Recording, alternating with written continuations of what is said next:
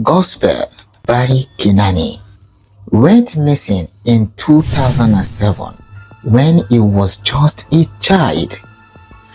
And all this time, while his family was mourning him, while his parents were dying from heartbreak, Gospel was locked up inside his cell, a ghost prisoner. And the worst part, nobody can explain how it is. Stay with me because this story is about to make your blood boil. Gospel Oway Barry Kinani was 14 years old. He lived with his family in Ogoni Land, River State, a quiet boy, a routine boy, the kind of child every Nigerian mother recognizes. The one who eats, please, comes home, eats again, goes back, out, and returns before the street light come on. He was still in primary school at 14, which tells you he was a late developer, a slow learner, perhaps sweet in his own way, but not the kind of child who could easily articulate himself when pressure came. Not the kind of child who could stand in front of strangers and fight for his own story, which was. His routine was simple: wake up, school, come home, eat, play with his friends around the compound and surrounding streets, return in the evening, sleep, repeat again, the same thing. That was Gospel's word. Small, safe, and completely ordinary until one afternoon in 2007, when ordinary ended forever. It was an afternoon like any other. Gospel came home from playing, sat down, ate his afternoon food, the kind of hot, heavy afternoon meal that makes you want to just lie down, and then he got up, went back outside, continued playing with his friends. That was the last time anyone in his family saw him walk through that gate as a free person. Evening came, no Gospel. At first, nobody panicked. You know how it is in Nigeria household. Maybe he went to a friend's house. Maybe he forgot to tell somebody they waited. Morning came, still no Gospel. That was when the fear started creeping in. They asked his friends. Nobody had seen him after they finished playing. They checked the neighbors, nothing. They went to the police station, nothing. They went to the hospital, checked if any boy matching his description had been brought in, but still nothing. They checked the mosque, and God bless them for that courage, because no parent should have to walk into a mosque looking for their child. Then still nothing. They made announcements. They asked if anyone had seen an accident, if anyone had seen a boy lying somewhere on the road. They searched the whole Ogoni Land. They searched River State. It be like this boy just evaporated. Days turned to weeks, weeks turned to months, and the cruelest thing time can do is turn months into years, because it forces the living to keep living even when their heart has refused to move on. That is life. And then the unthinkable happened. Both of Gospel's parents, his mother and his father, same year, from heartbreak, from the weight of not knowing, they left this earth without an answer. They died thinking he was gone. They never knew how close he was. The family completely broken. Eventually, did what grief forces you to do? They accepted it. They pronounced Gospel dead. They mourned him. They moved on, not because they wanted to, but because you cannot bleed forever. And that was how 18 years passed. It is 2024, 18 years have passed since Gospel disappeared. His brother has built a life. The grief is old now, not gone, but folded quietly into the background of daily living. The way Nigeria learned to carry their losses without putting them down. And then his phone rings. A stranger's voice on the other end tells him, "Somebody found your brother, Gospel." The brother almost laughed. Gospel is dead. Gospel has been dead for years. We mourned him. We moved on. What kind of joke is this? But the voice on the other end was not joking. An NGO called the Evan 360 Foundation had been conducting an outreach inside a correctional facility in Rivers State. Not looking for anyone specific, just doing what they do. Going in, talking to prisoners, trying to identify people awaiting trial who may need legal support to get out. And in one corner of that facility, they noticed a man, withdrawn, quiet, completely cut off from everyone around him. He did not interact.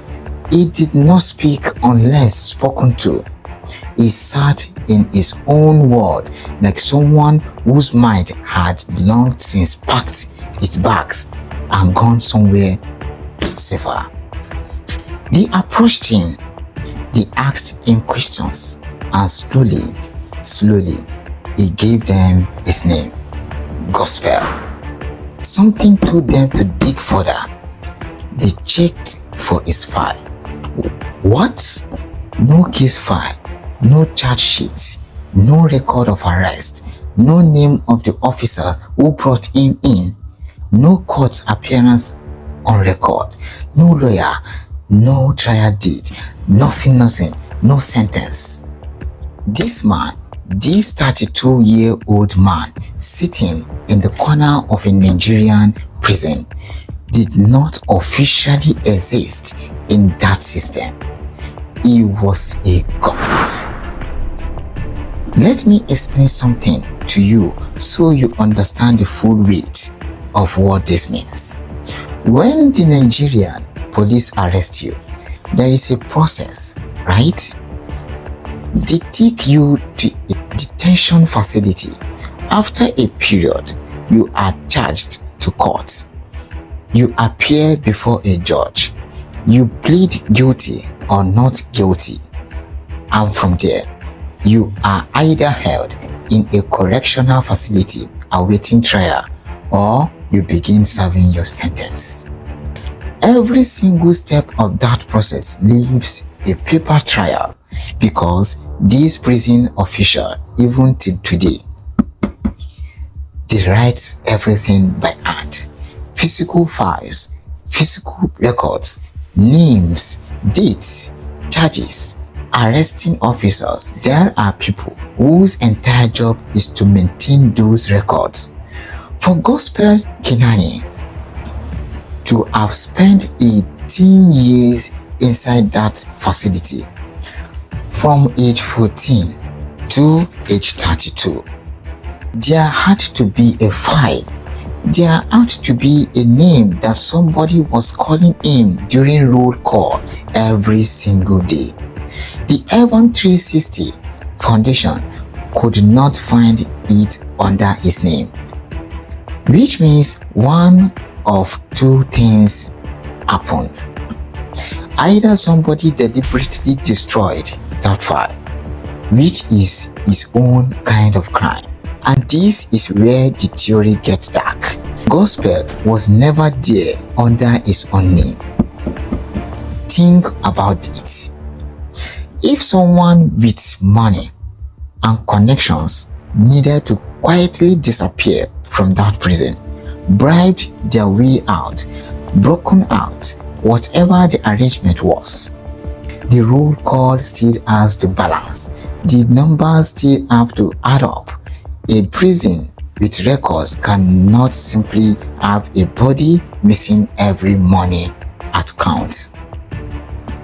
So, you find a replacement. Yes, you find a child, a slow, quiet 14-year-old boy who cannot fully articulate himself. You put him in a van, you drive him to the facility, and you slot him into the system under someone else's name.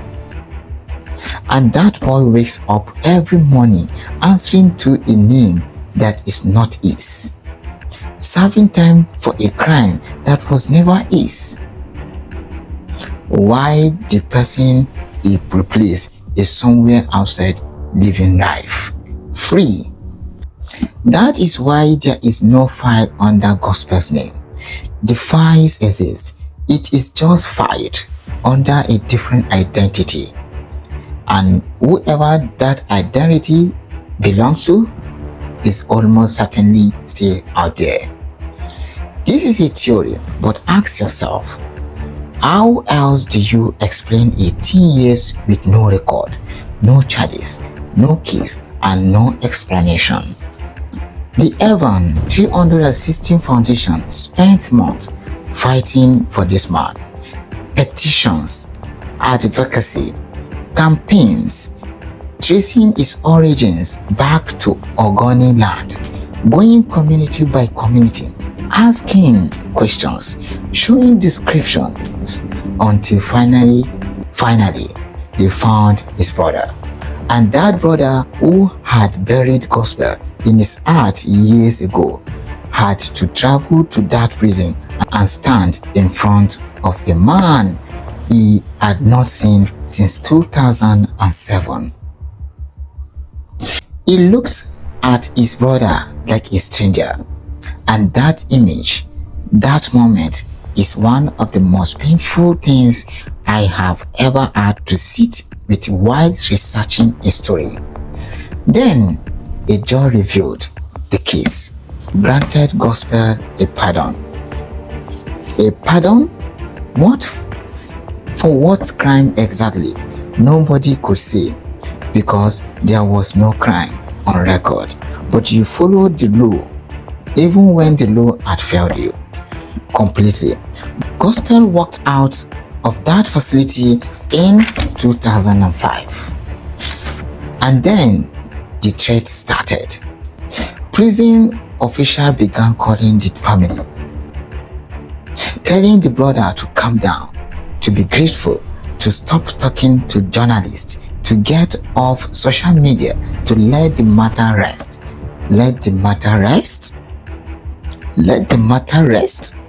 This boy's parents sold land, sold property, got scammed by people who promised to find him, died without answers, and the official responsible for 18-year-old illegal imprisonment are calling the survivor family members to see, be quiet, be grateful, move on. I want you to really sit with that. Gospel Kinani's lawyers are now pursuing a lawsuit. The family should receive compensation that reflects what was taken from them, not just in error, but in acknowledgement in accountability in truth. Because this is not just about money, this is about a 14-year-old boy who went out to play one afternoon and had his entire life stolen from him by a system that was supposed to protect him. Thank you for watching, and I will see you in the next one.